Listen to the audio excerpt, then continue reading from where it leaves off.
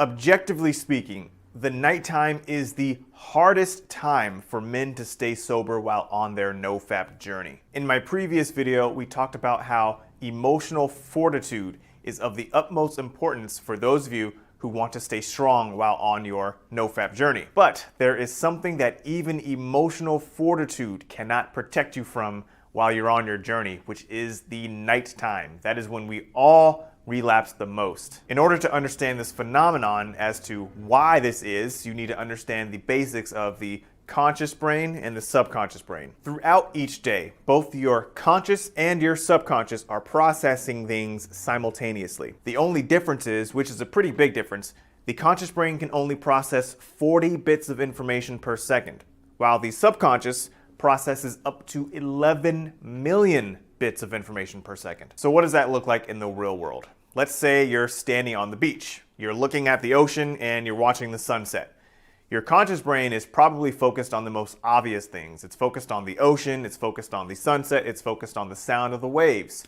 At the same time though, your subconscious is not only focused on what your conscious brain is focused on, it's taking note of how many seagulls just flew over your head. It's listening to and processing conversations that are happening in your peripheral. It remembers great detail the shorts, the pattern and the color of the shorts that some guy wore when you were walking into the beach. I mean, the subconscious processes so much information that we could not possibly process consciously, because if we did, we'd all be kind of in a vegetative state from information overload. The subconscious brain is wonderfully powerful.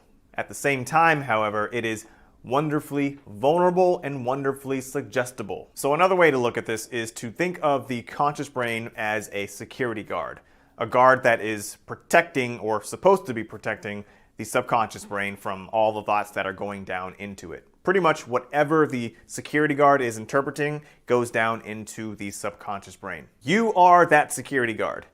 But just like any human security guard, just like any human being, we get tired. And as we get tired, our brain starts producing what are known as alpha waves. Your conscious thought processing speed at that point slows down significantly until it becomes completely dormant. So what that means is your wildly suggestible subconscious brain that lives down there, it's very moldy like Play-Doh, is now left unguarded. So any thoughts that come to you consciously are not really going by the security guard, they're just going straight down into the subconscious. A quick but relevant side note, this is why television was created.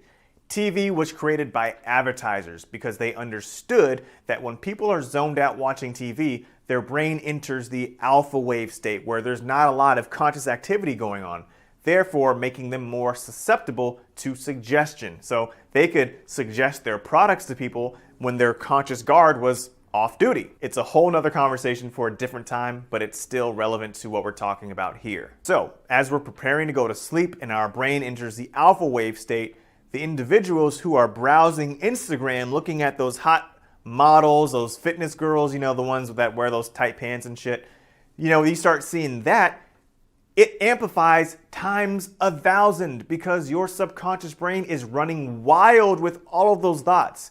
Why do you think your dreams are so crazy? Your dreams are always super exaggerated because your subconscious mind is like always taking things to the extreme. The only difference here is you're not dreaming yet, you are preparing to dream, and as you're doing so, your subconscious is running wild with whatever you're feeding it. Most men are just simply not ready for that. They don't know how to handle all that excess stimulation, and so they fail. So what is the first thing you say to yourself when you wake up the next day?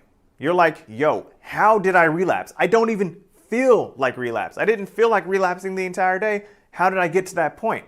And so you go that whole day feeling like you're in control of yourself, feeling like you've got control over your emotional state, your mental state, until the nighttime comes. And then the same exact thing happens again. You can't tell me that's not you. Now, there are ways in which you can prevent this cycle from happening. Step number one is just being aware of it, being aware of this process.